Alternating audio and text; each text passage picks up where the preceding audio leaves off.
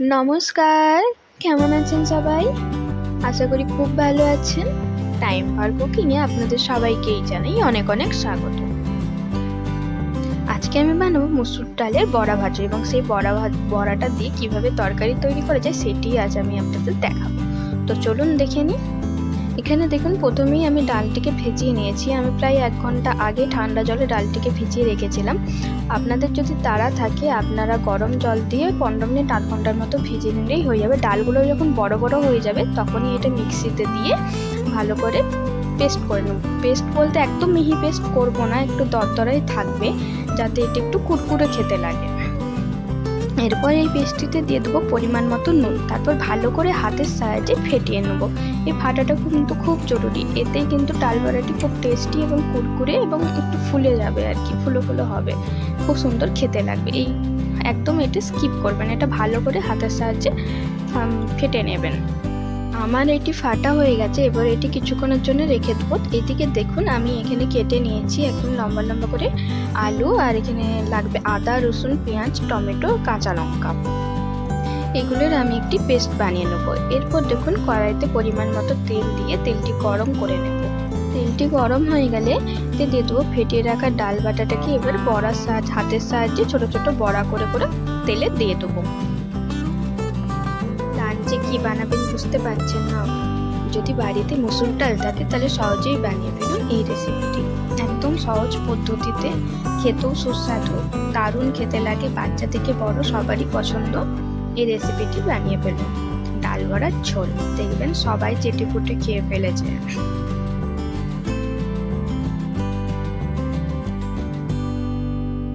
ডাল বড়াগুলি আমার এক পিঠ করে ভাজা হয়ে গেছে, এবার উল্টো পিঠটাও ভেজে নেব। ডাল বড়াগুলি উল্টিয়ে দেবো এবং লাল লাল করে ভেজে নেব। আপনাদের মধ্যে কেউ কি এই রেসিপিটি কখনো করেছেন বা জানেন? যদি জেনে থাকেন তাহলে অবশ্যই আমাকে কমেন্ট করে দেবেন, আর না করে থাকলে অবশ্যই একবার বাড়িতে ট্রাই করবেন, দেখবেন একদম অসাধারণ খেতে লাগে। গরম গরম ভাতের সাথে তো দুর্দান্ত লাগে। বড়াগুলি এইরকম দু পিঠই লাল লাল করে ভেজে নিতে হবে। তারপর এবার ভাজা হয়ে গেলে এগুলো তুলে নেব। ডাল বড়া ভাজাগুলো আপনারা এমনিও খেতে পারেন, দেখবেন কি সুন্দর মচমচে খেতে লাগে, আর তরকারিও করতে পারেন। আমি এইভাবে দেখুন সবকটি বড়া ভেজে নিয়েছি।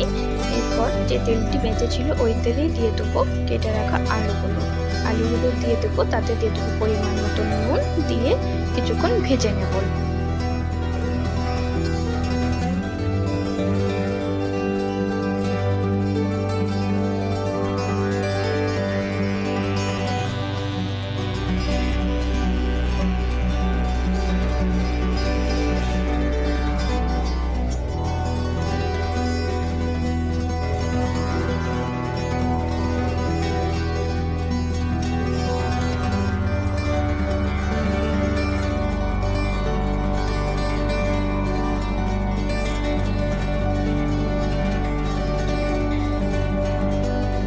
আলুগুলো ভাজা হয়ে গেছে, এবার আলুগুলো তুলে নেব এবং ওই তেলটার সাথে আরও কিছুটা পরিমাণ তেল দিয়ে দেবো পরিমাণ মতো, দিয়ে তেলটি ভালো করে গরম করে নেব।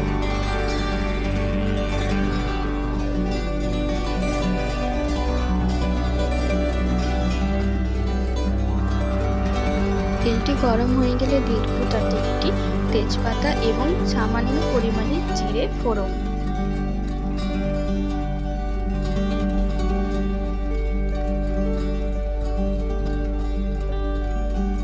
তাতে দিয়ে দেব আদা, রসুন, পেঁয়াজ এবং কাঁচা লঙ্কার পেস্টটি।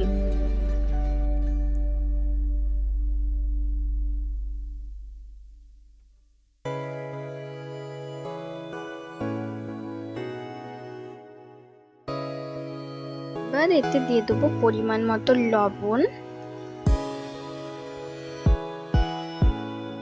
দিয়ে দেবো পরিমাণ মতো হলুদ, লঙ্কা গুঁড়ো এবং জিরে গুঁড়ো। জিরে গুঁড়োটা আপনারা এখানে জিরে গুঁড়োও দিতে পারেন, নাহলে ওই মশলার যখন পেস্ট বানাচ্ছিলাম তার সাথে কাঁচা জিরে বেটেও নিতে পারেন, যে কোনো একটা দিলেই হবে। এবার এই মশলাটি আমরা ভালো করে কষিয়ে নেবো, কাঁচা মশলার গন্ধটা যাওয়া পর্যন্ত। তারপর তাতে দিয়ে দেবো কুচিয়ে রাখা টমেটো, দিয়ে টমেটোটা ভালো করে নেড়ে চেড়ে নেবো। টমেটোটা দেখুন এখানে আমার একদম ভালো করে সেদ্ধ হয়ে গেছে, গলে গেছে। এবার এতে দিয়ে দেবো ভেজে রাখা আলুগুলো, দিয়ে আরও কিছুক্ষণ নেড়ে চেড়ে নেবো। মশলাটি কষানো হয়ে গেলে, আলুগুলো কষানো হয়ে গেলে তাতে দিয়ে দেবো পরিমাণ মতো জল। আলুগুলো সিদ্ধ হওয়ার মতো জল দিয়ে দেবো, তারপর ঢেকে কিছুক্ষণ রেখে দেবো। দেখুন আমি ঢাকাটি খুলে দিয়েছি, প্রায় হয়ে এসেছে তরকারিটি ফুটে গেছে।